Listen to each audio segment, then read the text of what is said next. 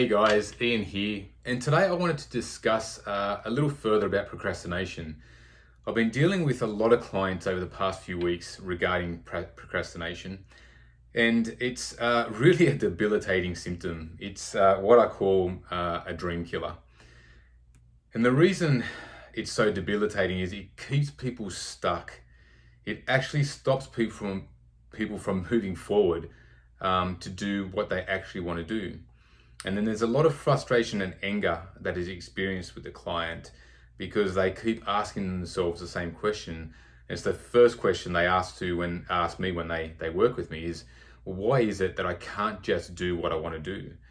And the situations that we discuss are so varied. Some people want to break away and start a new business. Other people just want to learn a second language. It really doesn't matter what it is. The fact is they're stuck.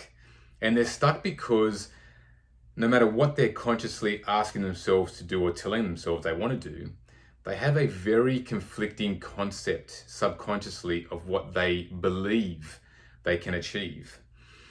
And so the one quote that I try to get my clients to wrap their heads around with any problem is the quote that was touted by Einstein, which states, "You can't solve a problem from the same level of consciousness that created that problem." So I go on to explain that our conscious mind is the troublemaker. See, our conscious mind is always sort of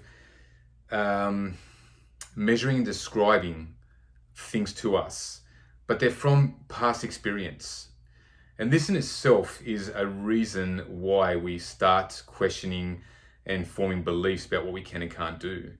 Because once consciously we come up with something we want to do, we automatically start, and it's a funny thing that we do as humans, we start negotiating against ourselves all the reasons why it's not possible. When you stop and think about it, it's really ludicrous. But we're not thinking clearly when we start making these assumptions. And so if we start thinking these thoughts consciously enough, that thought becomes a belief, and then it's stuck into the subconscious mind. It becomes a habit of thinking because the subconscious mind is there to make our life easier. So we all of a sudden alleviate the need for the conscious mind to continue to think this way. As soon as the conscious mind comes up with, oh, I've seen this solution, it fills in the blanks, pass it on, here's the belief that we have, can't get it done.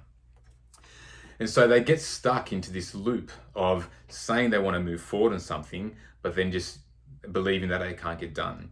And what comes through with the clients is it's, at the end of the day, a feeling of a fear of failing. And it doesn't matter if it's a fear because they're going to fail, they haven't got the skill set, a fear of failing because they're just not good enough, a fear of failing because they haven't got the time. It really doesn't matter. At the end of the day, speaking to my clients, it all comes down to fear of failing. So what I need to explain to my clients is that we cannot reprogram this thinking while this conscious mind, this troublemaker, is in the way. It's like that guard dog. When you put that guard dog to sleep, gently step over the guard dog, and then we're talking to the subconscious mind. Because the subconscious mind doesn't judge. It's just hard and fast as saying, this is what we believe, right? So the cool thing is when we work through this and we create a habit of belief now that is going to move us forward to our goal.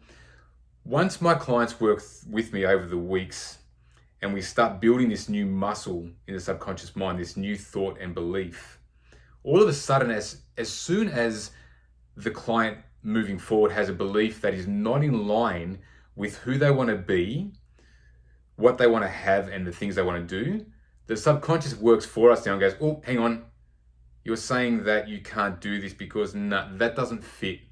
That doesn't fit what we want to be, do, or have. It moves it on. Return to sender. It's not going to happen. All of a sudden, our subconscious mind is working for us now because we've reprogrammed our subconscious mind to understand what we want to be thinking. Okay, and a good habit of thought leads to a good habit of action. So once my clients work through with me through hypnosis, and we again get over that conscious mind, put that to sleep, and we talk directly to the subconscious mind, it is so simple to understand why they believe they can't achieve what they want, and then simply just reprogram that belief, which is aligned with what they want to achieve. It is really that simple. And then it's a matter of just massaging and cultivating that new thought process. Just like any muscle, go to the gym, the harder you work it, the stronger it gets. And that's what happens. And once you have that new habit of thinking, you can't allow, your subconscious won't allow thoughts to come in that aren't in alignment with what you truly believe subconsciously. So now we have the biggest part of our mind, the king, which is the subconscious mind, working for us. And so now my clients, weeks after, days after, start contacting me, telling me, hey, life is different. I just feel different. Now the glass really is half full. Now they're negotiating for themselves. That little voice in their head that sits there and says, how are you going to do that? You're not smart enough. You've never even tried that. Forget about it. That voice is silenced. Now it's like, okay, well, I wonder how I'd get this done. Who can I find that would help me? What resources do I have or can I get hold of that's going to help me get this done? All of a sudden, we start cheering for ourselves and negotiating for ourselves instead of negotiating or rationalizing against what we want. And remember, rationalizing is just us telling ourselves rational lies. And again, when we sit there and we talk this through, my clients, when they hear themselves actually backing against themselves, they sit there and almost have a nervous giggle. Like, wow, I really said that. And we all do it. But the difference is, once we've had these sessions and we've reprogrammed that thinking, it actually spills over in a lot of other areas in our lives, because problems hold hands with other problems. Okay, and once we let go of that hand holding, the subconscious mind has this belief and this way of thinking now that if anything tries to hold its hand that is not aligned with what it knows you want, it lets go, not having it. And it's a really cool place to be. And you no longer get this loop, this negative loop. All of a sudden we can break out of that loop. As soon as we start feeling that the conscious mind is becoming negative and starting to judge, the subconscious mind won't have it. And that's a really good place to be. So guys, I hope that gives you a bit of an understanding on how and why we get stuck through procrastination. And normally the fear that we're feeling is not real. Fear is a funny thing. Again, it's something we need to become aware of and conscious of, because fear and anxiety sometimes can actually remind us that we're excited about something. Okay? Again, we can talk about this logically now. Think about this logically. If there's something you want to do, like learn a language, a second language, it's something you're choosing to do. So the fear or anxiety you might be feeling about, can I get this done? I'm going to feel weird being online trying to speak to an instructor or in front of the class in another language, all that sort of stuff, that fear and anxiety, yeah, okay, you're feeling it, but because it's different. But when we go through those feelings, it's actually excitement. Now, it's a very different fear than if you're in a bank and it gets held up.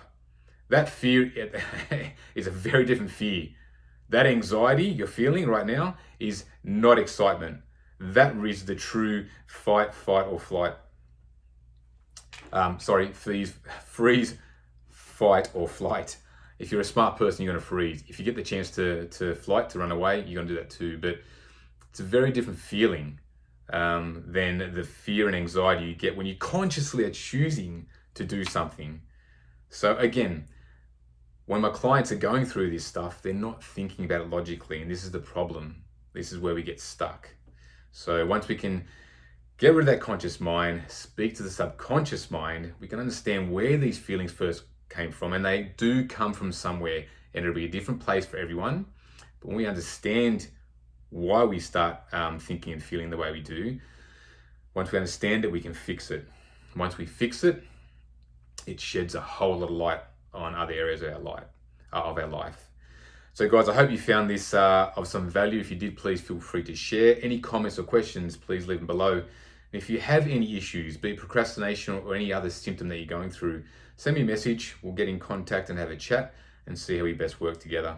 But guys, that's it for now. I hope whatever you got going on, you have a fantastic day. And please remember, when you change your mind, you change your life. Take care.